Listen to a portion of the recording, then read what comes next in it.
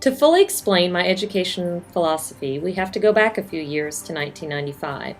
I was a young teacher just starting my career. Our principal was new to the building and brought with him an affiliation with an organization called the Basic School. This philosophy and network came from the work of Ernest L. Boyer through the Carnegie Foundation for the Advancement of Teaching. Led by our principal, the staff began to study the elements of this framework through a book of the same title, The Basic School. We adopted the framework and began the journey of becoming a basic school.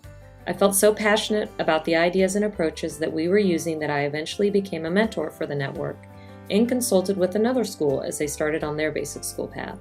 And although so many years have passed and so much has happened and changed in the world of education, the tenets of the basic school still resonate and best represent my philosophy of education. I think it is a testament to the work that it has stood the test of time. So what is the basic school? Simply put, it is a framework consisting of 4 elements: community, curriculum, climate, and character. It starts with the school as community, which includes a shared vision, teachers as leaders, and parents as partners.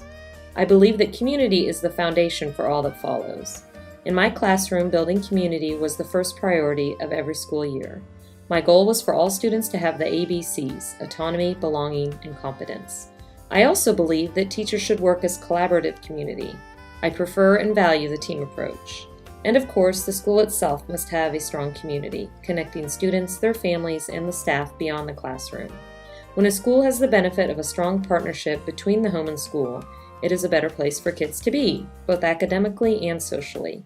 I have been more active on the parent side of this partnership in recent years, and am proud to be involved in our PTA, which really fosters this relationship. We strive to provide enrichment to the academic experience through field trips and assemblies, and also to strengthen the social experience by building community through events like bingo nights and carnival. Community is the cornerstone of my educational philosophy. The second element of my philosophy is curriculum. The basic school describes it as a curriculum with coherence. The most important goal is literacy, but not just in reading. We must expect students to be literate in all of the subjects: math, science, social studies, and notably, the arts. I believe that in this age of testing, it is more important than ever to remember that we must be teaching more than just the tests. And the classes I am taking now have expanded my definition of literacy even further, to consider and include the aspects of our digital world. When I was teaching in the Basic School Network, we organized our curriculum around 8 core commonalities or themes that would fit any and all topics: the life cycle, the use of symbols, membership in groups, a sense of time and space, response to the aesthetic, connections to nature, producing and consuming, and living with purpose. I believe that approaching our curriculum in this thematic way helps students make connections and strengthens their understanding of the topics. I know that testing has become more high stakes than when I last organized curriculum in this manner, and therefore it may be more challenging to do so, but I will always believe that integrating topics and helping students make connections, both between subjects and to their own lives, is the best way to approach curriculum. And I do believe in assessment and accountability. We should monitor our students' achievements and celebrate their successes. I think that if the testing prescribed to schools by No Child Left Behind were to move to a growth model or measure individual student progress instead of comparing different groups of kids each year, it would be far more valuable and relevant information to guide a school as they work to increase student achievement. The third component of my philosophy is a climate for learning. The climate in our school and classrooms should be structured to be purposeful and enriching. I believe in small classes, flexible scheduling, and varied groupings. In my building, we organized ourselves into vertical families, and our classrooms were lined up K through 5 with one classroom of each grade, rather than the entire grade grouped together. This helped to facilitate collaborations between grades, a goal that we were working towards. We created the climate to fit our purpose. Another component of climate is resources to enrich. We should seek resources beyond the walls of our school buildings, for example, by taking field trips and hosting assemblies. And as I have learned in this program, we need to provide and use digital resources, both for seeking and sharing information.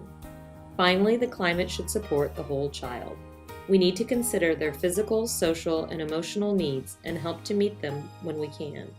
Every school should have a nurse, as well as counselors or social workers. After all, they will not be able to learn if they are struggling in these areas. The fourth and final component of my philosophy is a commitment to character.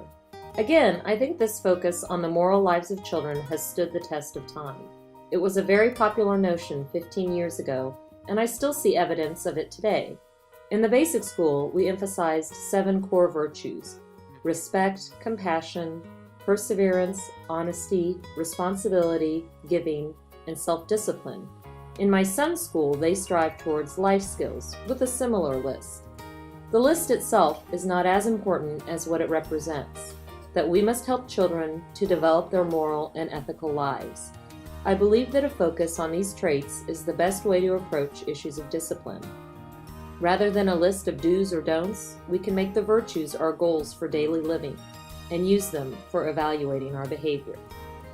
Community, curriculum, climate, and character. These are the elements that form my educational philosophy. And although that philosophy has evolved over time, these basic tenets still hold true. As does one of my favorite quotes from Ernest Boyer: "I still believe that our job is to help each child build a life as if it were a work of art."